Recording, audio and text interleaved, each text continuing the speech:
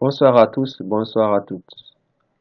Bienvenue dans cette deuxième partie du cours de VBA Access où dans la première partie nous avions montré comment créer les données, c'est-à-dire les objets tables. Ensuite, la deuxième étape de la première partie, nous avons montré comment créer les objets formulaires, comment le personnaliser, le rendre beaucoup plus professionnel, convivial. Dans cette deuxième partie, nous commençons par vous montrer comment d'abord insérer la photo à partir du bouton importer présent ici.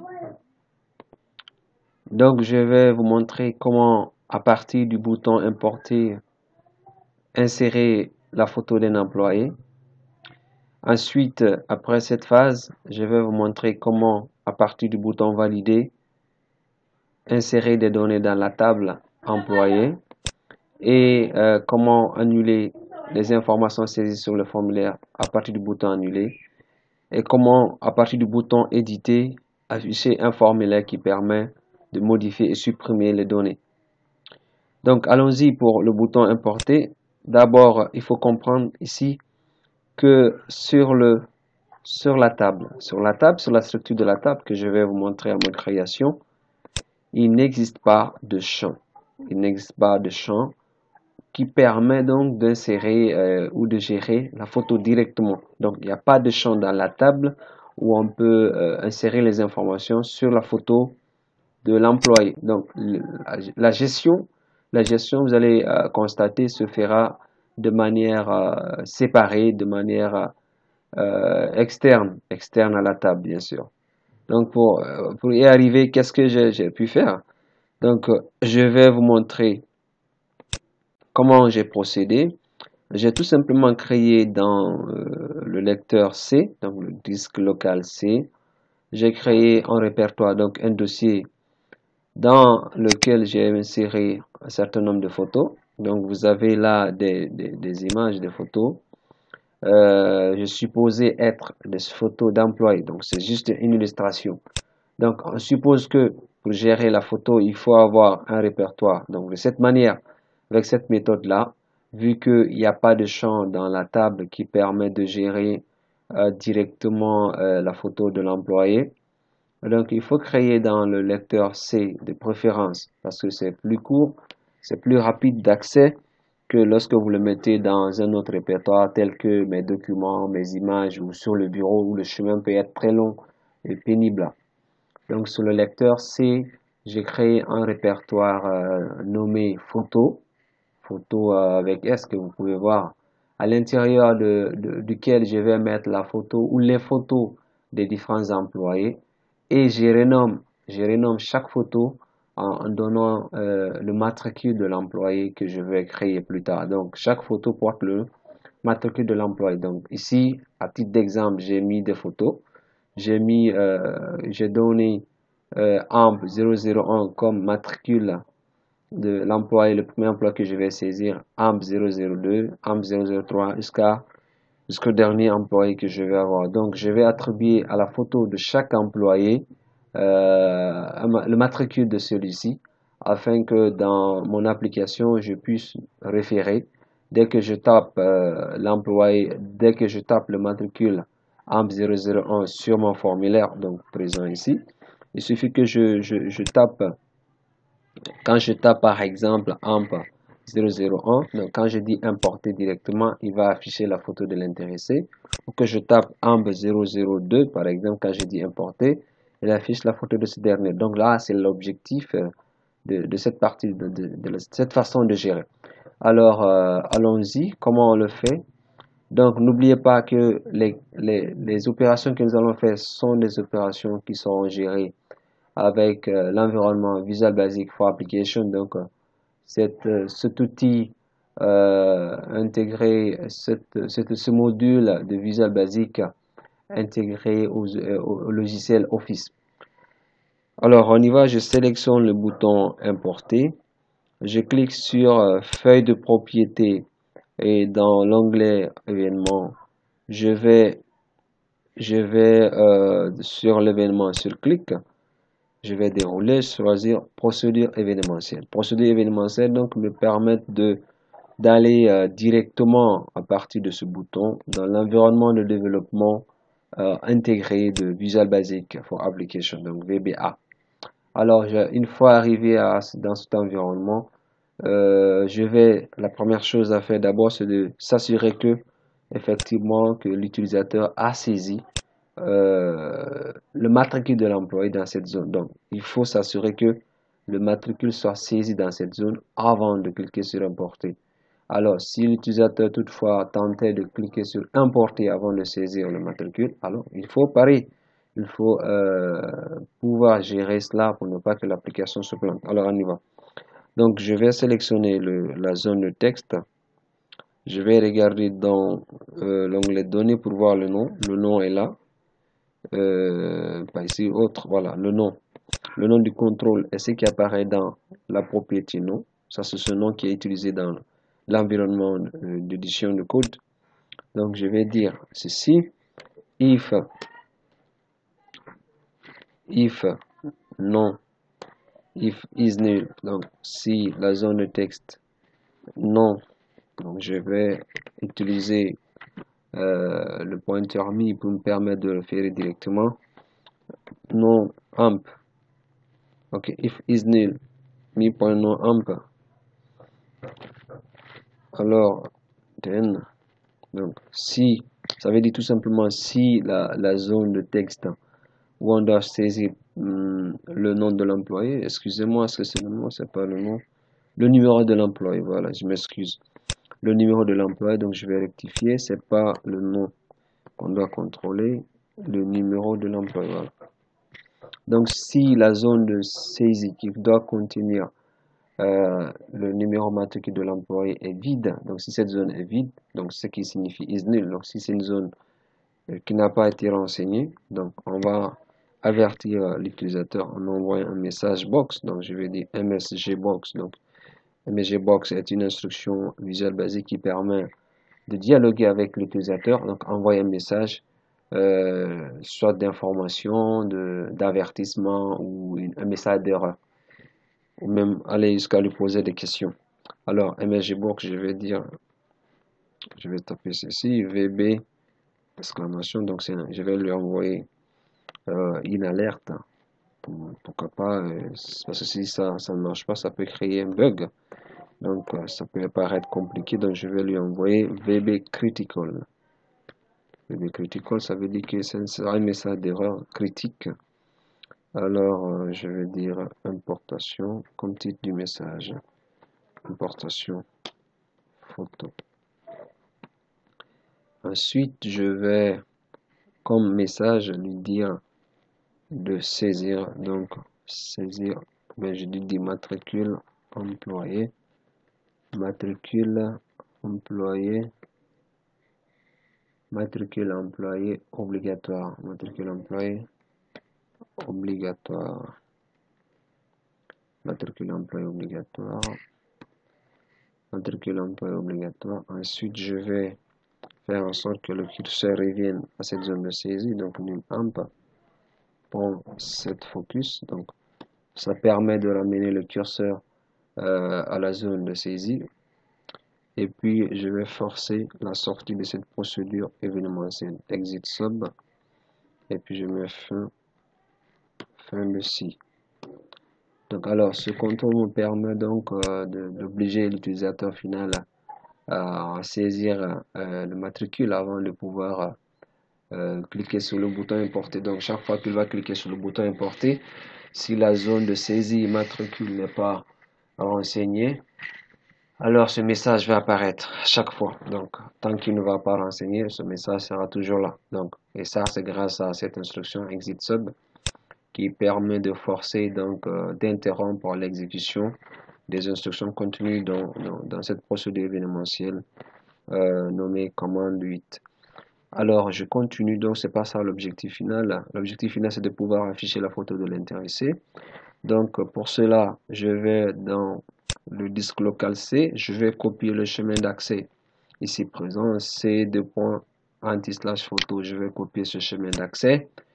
Ensuite, dans le code, je vais y mettre. Donc, je vais écrire le nom de la photo, c'est celui-ci. Donc, le nom, c'est image 9. Image 9, je vais mettre, je préfère mettre par exemple photo amp comme nom de la zone, photo amp. Donc j'ai renommé, changé son nom d'accès au code. Donc je mets photo, je vais utiliser encore le mot mi pour pouvoir accéder facilement et rapidement. mi.photoamp.picture. Donc je vais écrire pardon, je vais mettre le chemin d'accès que je viens de copier tantôt dans l'export Windows, donc le chemin d'accès qui est là. Donc je vais dire quoi, la zone image qui est là, cette zone d'image, donc qui stocke les images, qui a une propriété qui s'appelle picture, donc qui permet de stocker les images. Je dis reçoit comme image, alors le chemin que j'ai copié là, donc le chemin contenant les images des différents employés, et je vais l'associer au nom de la zone. Donc je fais et commercial est un opérateur de concaténation de Visual Basic. Donc j'essaye de récupérer le chemin d'accès, combiner au nom de la zone. Donc le nom de la zone c'est numamp. Donc je vais écrire numamp. Ok. Combiner à l'extension, donc l'extension de la photo. Donc il faut pas oublier aussi, donc l'extension c'est JPG. Ok, JPG. Voilà, donc à retenir que les photos que vous devez avoir doivent être des photos de format JPEG. Je peux voir le format à partir de là. Voilà, l'extension elle est affichée là. Ok, donc les photos doivent être de cette extension là pour que ça puisse s'afficher correctement. Et là, vous avez le chemin d'accès, vous avez l'extension. Donc je combine quoi? Le chemin d'accès, le nom de le matricule correspondant au nom de la photo, ça c'est le nom de la photo qui est là, et qui sera saisi dans la zone de saisie, effectivement. Donc le matricule correspondant qui est là, c'est ça le contenu de la zone de texte. Donc combiné à ce qui est là, le chemin d'accès, plus ceci, et puis l'extension, ça va me donner la photo. Donc je vais ajouter juste un petit détail. Donc après ça, vous avez anti-slash ici. Voilà, donc la seule ligne, donc cette seule ligne là suffit à pouvoir effectivement afficher la photo de l'employé dans la zone de saisie. Non, je pense pas que voilà, je pense que c'est comme ça. Donc je vais enregistrer les modifications et je vais tester pour voir effectivement si ce que j'ai écrit et il n'y a pas d'erreur. Alors je vais passer en mode formulaire. Donc je vais écrire un des matricules amp. Je regarde, je vais voir amp 009 par exemple, amp 009. Quand je clique sur importer, ne peut pas ouvrir ce fichier. Ok, alors je vais ajouter tout à l'heure ce que j'ai enlevé, donc anti-slash, je vais ajouter ça. Alors je vais revenir en mode création. Mode création, voilà.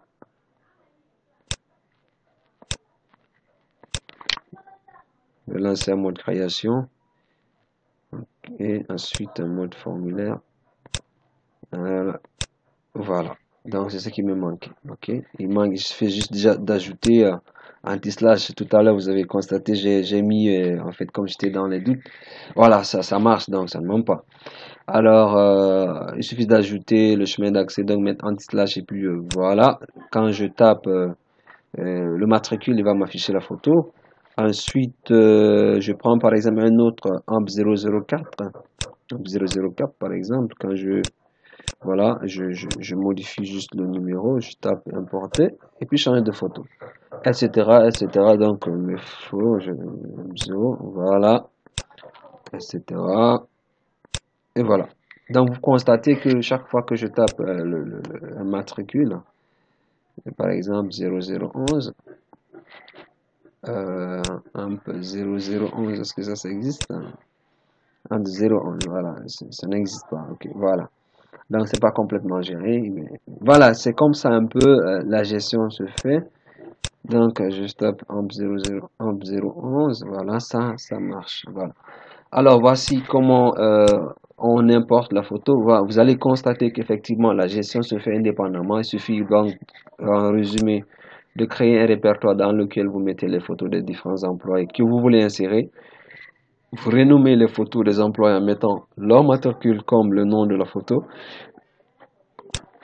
Et lorsque vous tapez le matricule dans la zone de saisie, vous cliquez sur importer, automatiquement il vous affiche la photo. Alors, bien sûr, il y a des améliorations à faire à ce niveau parce que lorsque la photo que vous sélectionnez n'existe pas du tout, ça vous envoie ce que vous venez de voir, donc ça bloque. On va revenir sur ça plus tard. Alors, on va continuer notre démonstration sur la partie, comment j'appelle, comment insérer les données dans la table. Donc, on va aller rapidement dans l'insertion.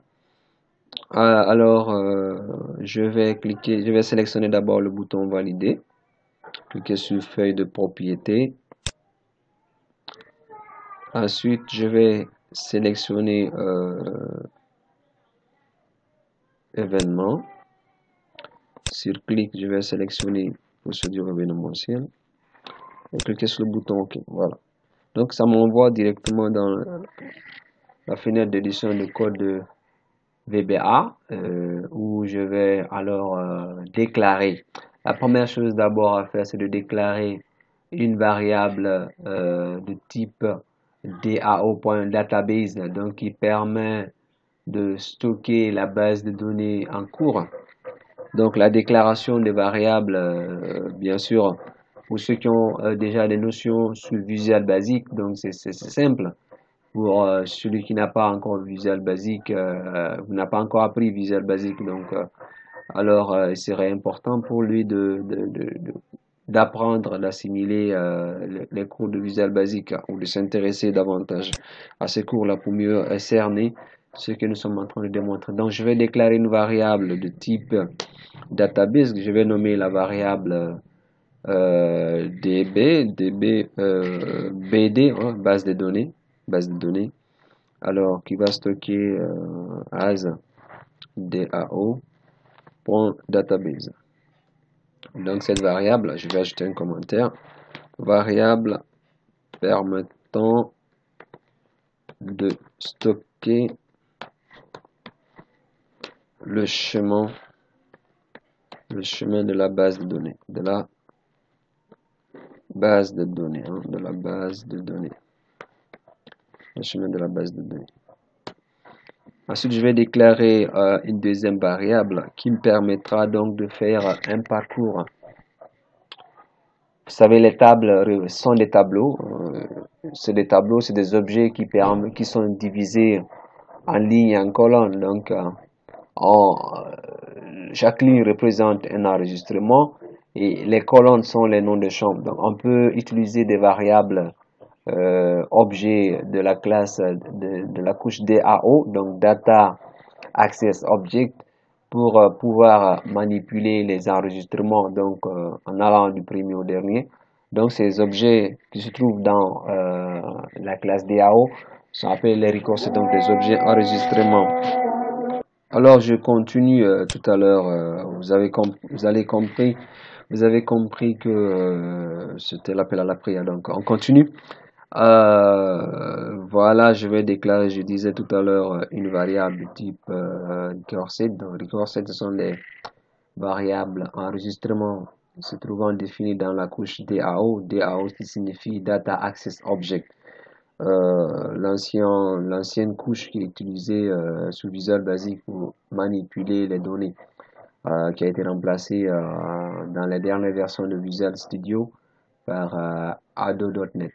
Alors, je vais déclarer une variable recursive, donc je vais le nommer rs as dao.recursive.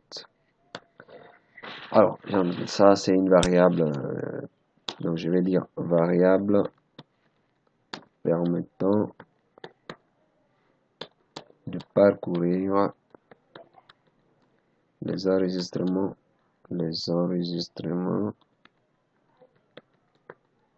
d'une table. Bien, ensuite, la deuxième, je vais faire quoi? Je vais essayer d'initialiser ma variable, disons, donc le mot set permet d'initialiser une variable objet DAO, donc set, je vais dire set BD, donc cette variable que j'ai déclarée base de données reçoit currentDB, donc permet de stocker la base de données en cours. Donc instruction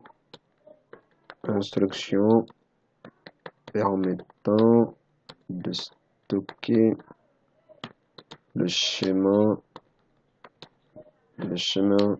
d'accès à la BD en cours, le chemin d'accès à la BD en cours, donc QNDB. Ensuite, je vais initialiser mon recursive en disant set rc égale à donc base de données .open recursive. Voilà.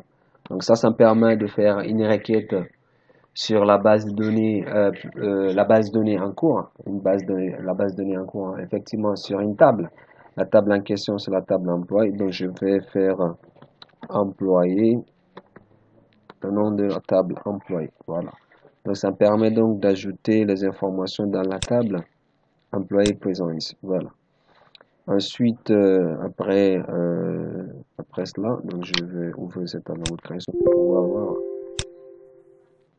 Je vais ouvrir la table employé pour avoir accès à ces différents champs qui sont présents ici. Les champs dont j'ai besoin pour pouvoir faire l'insertion. Donc, je mets cette rs égale à bd. Open recursive employé. Donc, la première instruction m'a permis d'initialiser le chemin d'accès à la base de données en cours. Cette autre instruction donc permet donc d'ouvrir, donc instruction permettant d'accéder, donc d'ouvrir, instruction permettant d'ouvrir la table employée. Instruction permettant d'ouvrir la table employée en mode ajout.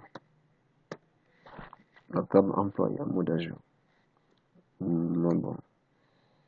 Bon, permettant d'ouvrir la table employée, tout simplement. On va se limiter là. Donc, le mode ajout, ça se précise après. Donc, j'ouvre la table à employé, tout simplement. Maintenant, pour spécifier que la table va recevoir les données, je vais l'ouvrir en mode ajout. Donc, je vais faire rs.adnew. Voilà, adnew, c'est cette instruction qui permet d'ajouter. Voilà, instruction permettant d'ajouter, donc d'ajouter des données, hein. Donc d'ajouter des lignes ou enregistrements, dans la table employée. Voilà. Donc l'instruction add new permet donc d'ajouter des lignes ou enregistrements dans la table employée. L'instruction précédente, set rs égale à bd.openRecursive, non seulement permet d'initialiser la variable que j'ai déclarée, qui est de type recursive, et là je permets donc d'ouvrir également la table employée, de l'ouvrir tout simplement. Donc il ouvre la table employée, et l'instruction qui suit permet donc de spécifier que la table ouverte précédemment va recevoir des enregistrements, donc de nouvelles lignes à l'intérieur. Donc après cette instruction, ce qui va suivre donc c'est de spécifier quels sont les les informations à insérer dans ces différents champs. Donc, on ouvre la table employé. On spécifie qu'elle est ouverte en mode ajout, donc insertion. Et après, on essaie de spécifier quels sont les champs, euh, à renseigner. Voilà, les champs devant stocker les informations. Donc, je vais prendre le premier champ. Je vais essayer de copier pour me simplifier l'insertion, éviter toute erreur d'écriture. Donc, je vais écrire rs.fields. rs.fields, je vais ajouter numamp. Et je dis mi.numamp. Donc, il va insérer le numéro de l'employé. Donc, voilà, vous allez comprendre. Cette instruction permet donc instruction permettant de renseigner les champs de la table, employée. Les champs de la table employée. Alors, les champs à gauche représentent le champ de la table dans la table, donc numamp, la table employée. Ensuite, le champ à droite représente le champ sur le formulaire ajout employé, donc ici présent, ce champ qui est là. Donc l'affectation, donc les données se transfèrent du formulaire vers la table. Donc d'où le sens de l'affectation. Donc formulaire, écran vers le fichier ou vers la table. Voilà. Comme on le disait dans certains environnements de développement. Donc je vais continuer donc à renseigner les autres champs, faisant rs.fields, exclamation, le nom, donc le nom de l'employé, donc là, le nom de l'employé, reçoit mes points, donc nom amp, ensuite rs.fields, le champ suivant c'est adresse, donc, adresse, reçoit mes points adresse, ensuite rs.fields, après le champ suivant c'est téléphone,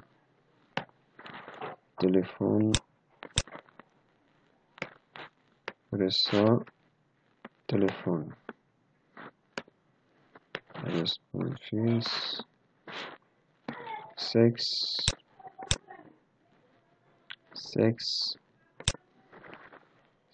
reçoit mi.sexe.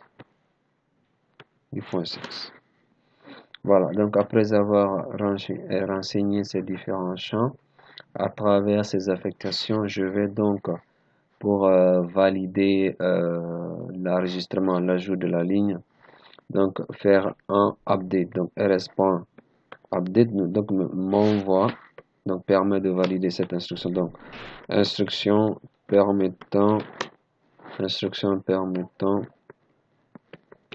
de valider les informations saisies par l'utilisateur sur le formulaire. Donc, alors, quel que soit comment j'appelle ça, ce que vous allez faire ici, si vous ne faites pas cette instruction update, donc en fait les instructions d'en haut seront nulles et sans effet. Alors, après avoir fait la validation, je vais envoyer un message pour informer l'utilisateur que effectivement la validation a été prise en compte. Donc, après avoir fait update, je vais envoyer un message, boîte de message. Donc, boîte de message cette fois-ci, ça titre d'information. Je vais dire quoi? Ajout comme titre de la boîte, ajout des employés. Le contenu du message, je vais dire quoi? Employé ajouté avec succès. employé ajouté avec succès.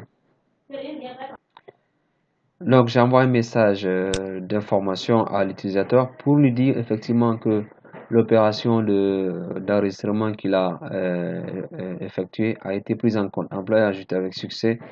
Donc, ça envoie une boîte de dialogue qui vient avec un message et un titre, une icône d'information. Donc, après avoir envoyé ce message, je peux vider les différentes zones et puis permettre donc de ramener le curseur à je vais ramener le curseur à la zone de saisie où se trouve le matricule. Donc pour cela, je vais juste dire mi.numAmp, soit ceci, mi.noamp, ceci. Rappelez que le mot mi n'est pas une obligation, n'est pas obligatoire à le faire. Je le fais juste pour pouvoir accéder plus rapidement. Ça permet d'accéder, indexer plus rapidement les objets se trouvant sur le formulaire. Mais ce n'est pas une obligation. Mi.noamp, j'ai fini avec ça. Adresse. Donc c'est plus rapide que lorsque vous-même vous initiez de taper le nom. Donc vous pouvez vous tromper facilement. Donc avec mi, c'est plus rapide d'avoir accès aux objets. Sexe.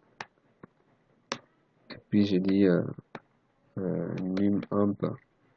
Set focus, donc ramener le curseur. Donc cette partie, donc c'est vider ces instructions. Donc ces instructions me permettent de vider les champs de mon formulaire,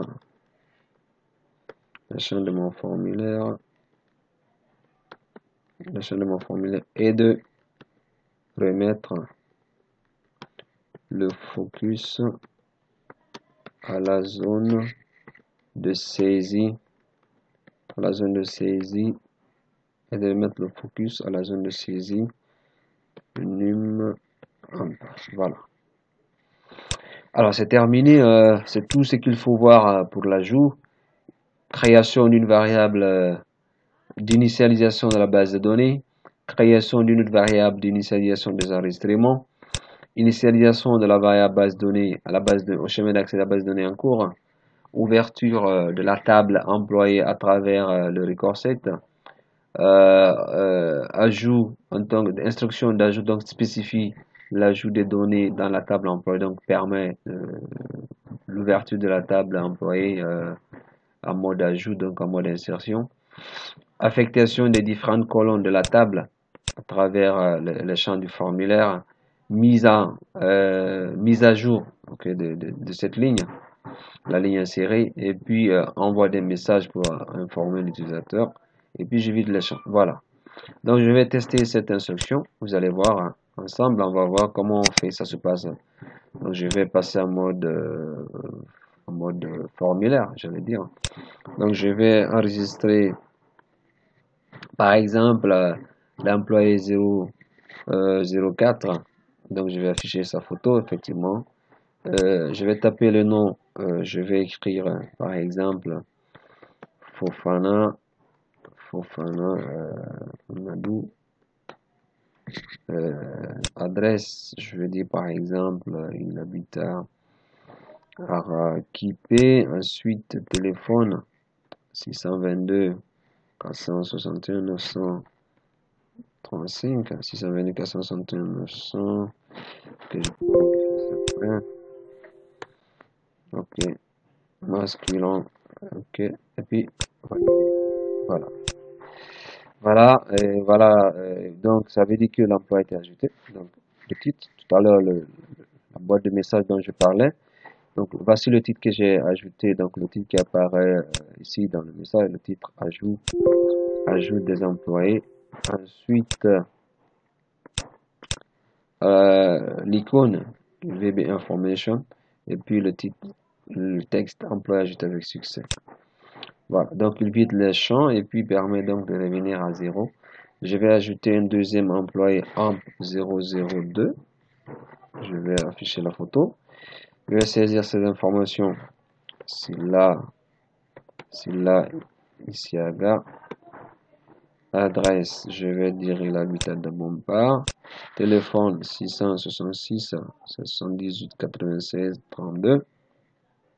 Sexe masculin, validé. Amp 003. Je vais afficher la photo. Le nom, prénom, je vais dire Bar Mamadou Alpha. Mamadou Alpha qui habite à Hamdallah. Et puis téléphone 623 0012 14 78. Sexe masculin. Voilà. Amp 00. Amp. Attention. Amp 005. Je vais dire Diallo Fatoumata Binta. Adresse Matoto. Téléphone 655 78 23 14. Sexe féminin. Et voilà. Donc voilà comment on ajoute, comment on a géré, l'insertion des informations dans la table. Et quand j'ouvre tout à l'heure la table employée en mode feuille de données, vous pouvez constater effectivement les différentes informations que j'ai pu valider là. Ok, ça c'était un mauvais enregistrement. Voilà, donc ça c'est les différents enregistrements que j'ai fait tout à l'heure. Vous pouvez constater effectivement. Tous les enregistrements sont venus dans la table, effectivement. Voilà. Alors, voilà. Mais il y a un autre problème qu'il faut gérer, effectivement, et ce que nous allons ajouter comme détail.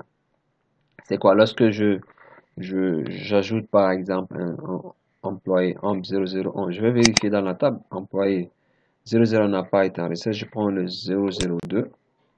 Le 002, quand je vais afficher sa photo, effectivement.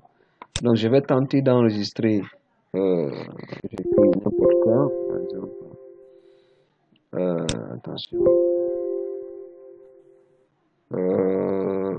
qu'est-ce que j'ai fait? Je sais plus, que je relance à nouveau, et j'ai dû faire des bêtises, sans me rendre compte, hein. Voilà, je vais revenir. Donc, tout à l'heure, j'étais en train d'expliquer que lorsque j'essaye comment j'appelle, quand j'essaye de valider cet enregistrement, effectivement, qui existe déjà. Donc, voilà ce que ça envoie comme message d'erreur. Donc, lorsque vous tentez d'enregistrer deux employés ayant le même matricule, avec le même matricule, donc, en fait, il y a une erreur de ce genre. Donc, on risque de doublon dans champ index. Ça veut dire que vous avez effectivement essayé d'ajouter deux employés avec le même numéro, ce qui n'est pas acceptable, ce qui est contraire aux règles d'intégrité référentielle qui stipule que dans une table, on doit avoir pour un champ clé première, on ne doit pas avoir deux enregistrements ou deux lignes ayant la même valeur. Donc, ce qui est contraire ce que je viens de faire, c'est-à-dire ajouter deux employés, un autre employé, tenter d'enregistrer un second employé avec le même matricule, donc est contraire à la règle d'intégrité référentielle. Donc c'est ce que le message nous envoie. Alors pour contrecarrer ce message, d'abord, primo, je vais commencer à modifier carrément le contenu des champs. Je vous avais dit auparavant qu'il ne fallait pas toucher à cette partie-là parce que c'était au début. On venait de commencer et on n'avait pas encore grandi, on avait 15 ans. Et maintenant qu'on a atteint l'âge de la majorité, là, il faut aller vous montrer plus ce que vous allez comprendre. Alors, donc, j'avais dit de ne pas modifier ces champs sur aucun prétexte. Maintenant, là, je vais changer le contenu, la source de données pour que ça soit plus visible. Donc, je sélectionne. Il faut sélectionner d'abord la zone de texte. Ensuite, venir dans la feuille de données, feuille de propriété, cliquer sur l'onglet données et sur source de contrôle. Je vais effacer le nom du champ. Voilà, et ça passe de nom. Ça ne signifie pas que le nom du contrôle a été supprimé. Au contraire, le nom du contrôle est toujours là. Vous pouvez le constater dans le nom du contrôle, vous avez toujours NumAmp.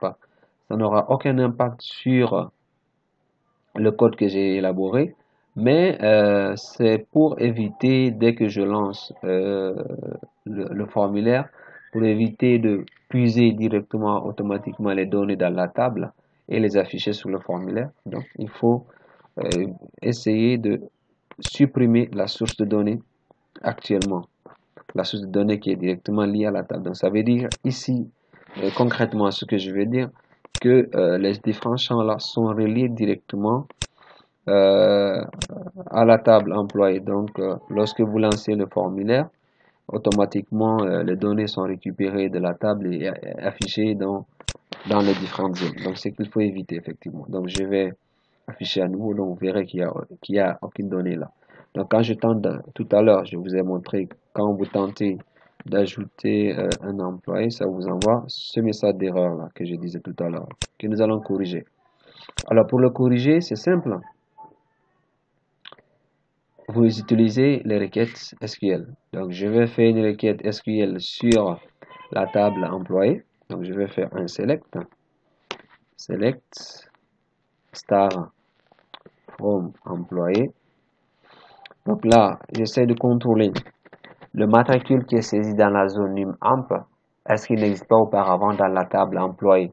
Donc, c'est cette requête sélection qui me permet de vérifier ça. Donc, je fais une requête select sur la table employée pour vérifier que tout matricule saisi dans la zone NumAmp n'existe pas auparavant. Donc, je fais select star from employé en where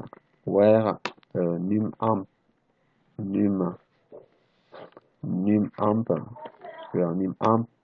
like, donc like close control like mi.numamp mi.numamp.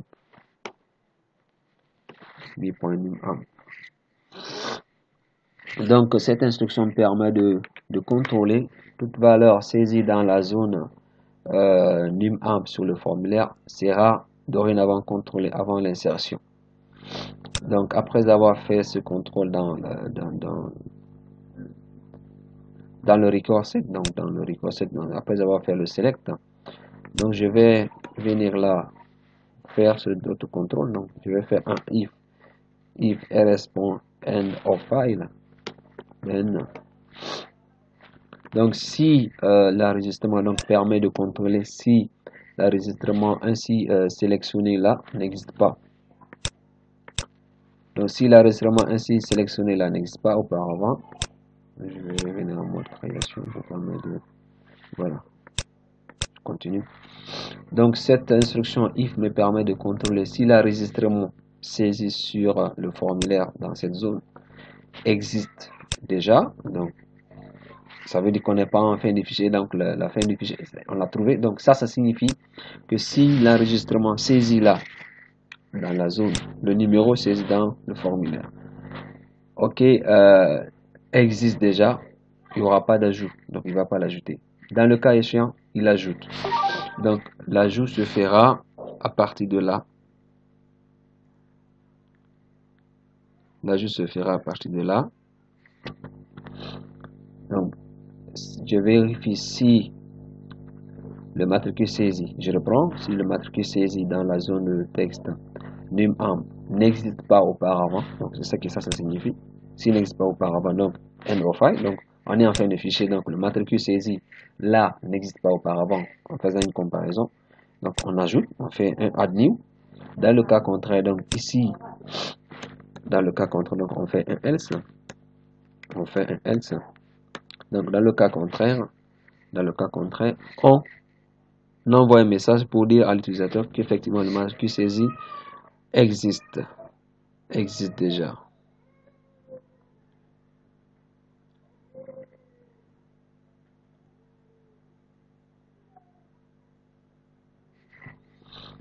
Donc j'envoie un message msgbox.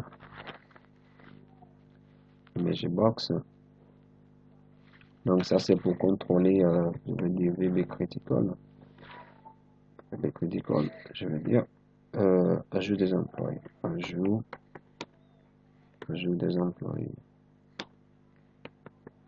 j'ai des employés. Ensuite, je vais dire quoi? Cet employé existe. Je vais dire quoi? Ce matricule employé existe déjà. Ce matricule employé existe déjà. Ensuite, je vais ramener le focus à la zone numAmp, .set focus, et puis je vais forcer la sortie dans la procédure exécutable. Voilà. Alors, lorsque donc je reprends cette explication, cette partie, pour l'objectif de cette instruction, c'est pour empêcher qu'il y ait des doublons dans la table employée. C'est ça l'objectif de cette requête sélection. Donc, à chaque fois que l'utilisateur saisit un numéro d'employé dans la zone numAmp, il y a un contrôle qui se fait auparavant pour vérifier est-ce que le numéro saisi existe déjà dans la table auparavant. Donc, le if rs.iof vérifie est-ce que le matricule saisi existe auparavant. Si ça n'existe pas, donc l'instruction signifie si ça n'existe pas, donc vérifie, donc je vais écrire ça, vérifie que le matricule saisi n'existe pas si EOF est true. Voilà. Donc si parce que ça c'est une variable booléenne, le end of file est une variable booléenne qui renvoie un résultat vrai ou faux. Donc si le résultat retourné par ce test est vrai, donc si effectivement on est en fin de fichier, end of file qui est l'équivalent de diminutif de end of file et qui signifie fin de fichier. Donc si le numéro matricule saisi n'existe pas dans la table employée, donc il en ajoute. Donc, il crée une nouvelle ligne où il va ajouter les informations saisies. Dans le cas contraire, donc ici on fait un autre contrôle, un else, donc sinon, donc ça c'est sinon, donc envoie un message, donc envoie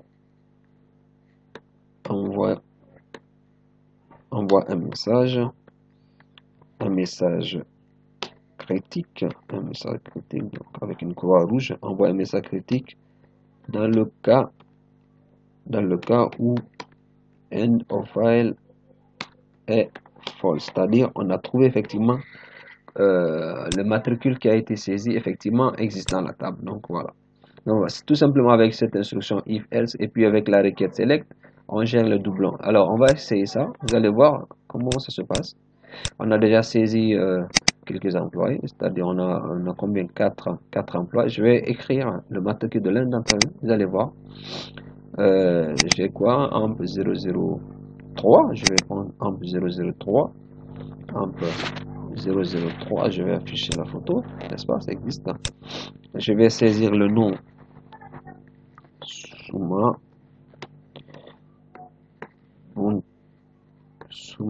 Ubuntu Rabi. Adresse, je vais dire qu'il habite à FIA, téléphone 624 77 89 00, sexe féminin. Quand j'écris, et voilà. Constatez que tout à l'heure, quand vous cliquez sur valider alors que le numéro matricule existait auparavant, ça envoie un message d'erreur, donc un bug.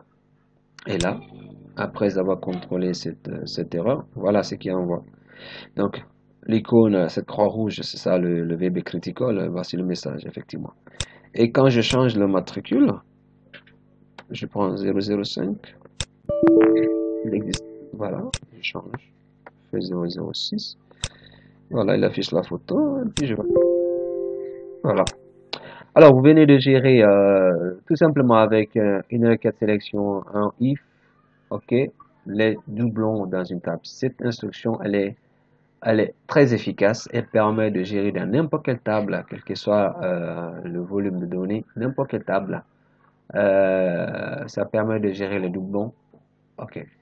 Alors, on continue la démonstration pour finir cette deuxième partie. Pour finir cette deuxième partie, donc je vais quoi gérer le bouton annuler. Donc, je vais sélectionner le bouton annuler. Je vais dans feuille de propriété. Je clique sur l'événement. Je vais sélectionner procédure événementielle. Je clique sur le bouton. Alors, le bouton annuler a pour rôle de tout simplement vider les champs. Vider les champs de leur contenu et puis remettre le focus à la zone de saisie. Donc, je vais juste simplement copier le contenu que j'avais déjà fait auparavant. Je le copie là. Tout simplement, et voilà. C'est terminé. Donc, quand je fais ceci, quand j'essaye de saisir, voilà, constatez que le déplacement du curseur n'est pas ordonné. Voilà. Quand je fais ceci, ça vide. Voilà, alors je vais faire en sorte que les zones là soient renseignées, mis à sélectionner. Donc, je vais faire ceci. Donc, je reviens pour gérer un peu comment j'appelle le déplacement du curseur dans ces différentes zones. Donc ça c'est géré à partir de la propriété index de tabulation. Ça c'est dans format index de tabulation. Je vais chercher la propriété index de tabulation. Index de tabulation. Index de tabulation. Continuer à chercher. Voilà, index de tabulation.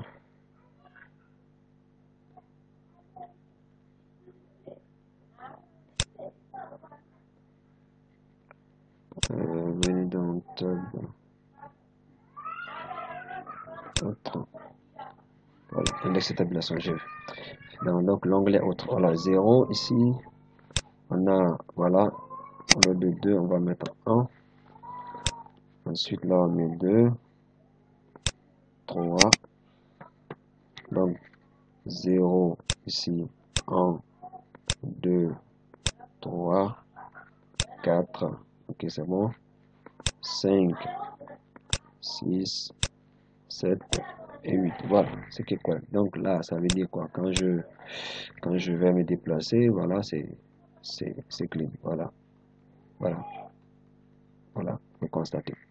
Donc, je vais tout à l'heure gérer lorsque je valide, lorsque je fais des saisies hasardeuses. Donc, quand je valide comme ça, pour qu'il puisse amener le truc sélectionné. Donc, pour gérer ça, je viens dans le bouton quoi. Je vais venir dans Six, je vais mettre le texte sélectionné. Là. Ensuite, ici, sélectionner. C'est dans le cas de adresse et adresse et sexe. Donc, je fais la même chose ici également. Sélectionner.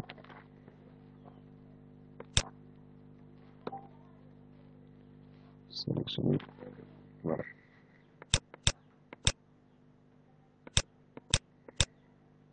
Voilà. Quand je fais des saisies, quand je sélectionne un quartier, je fais des saisies comme ça. Et voilà. Il ramène ici et là, sélectionné. Alors, voici comment on prend fin cette deuxième partie.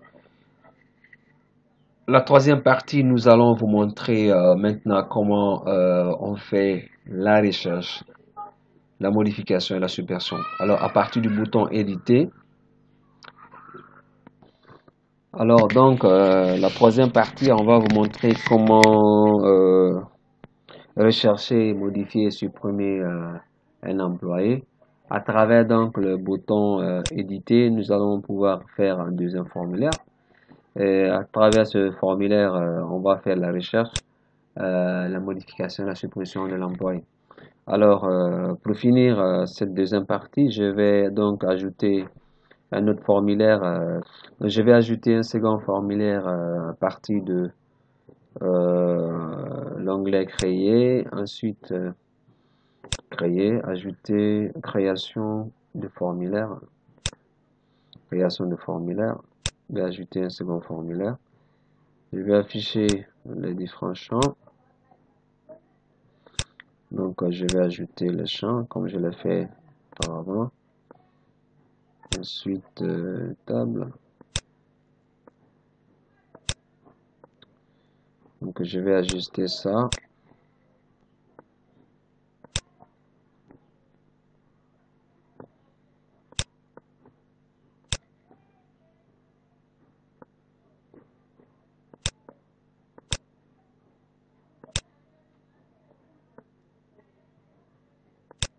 Ajouter ça.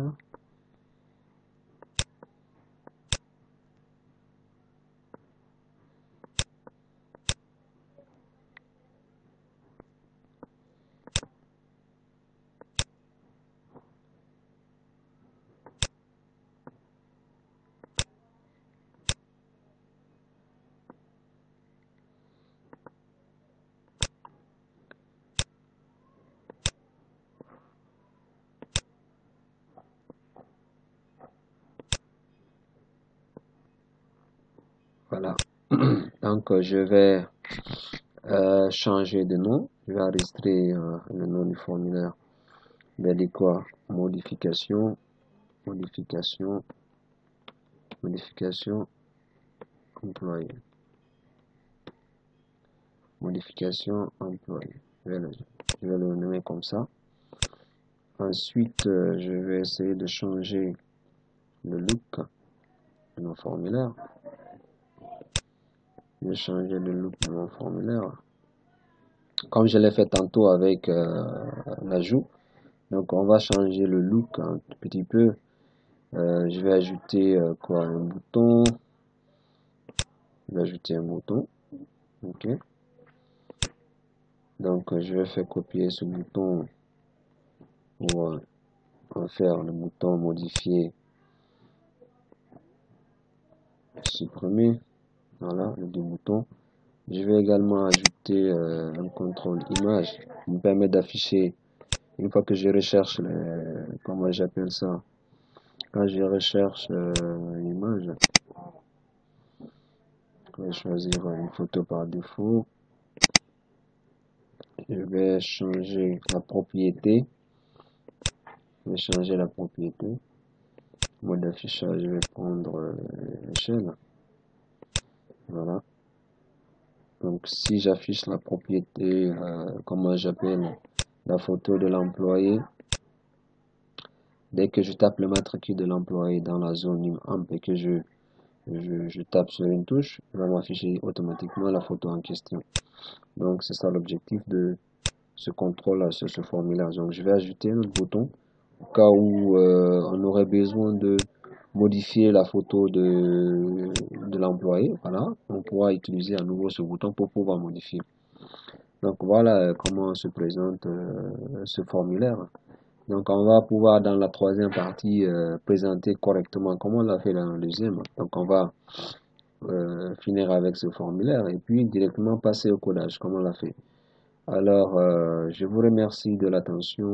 On se retrouve à bientôt pour la troisième partie de la démonstration. Merci à vous. Bonne suite. À bientôt.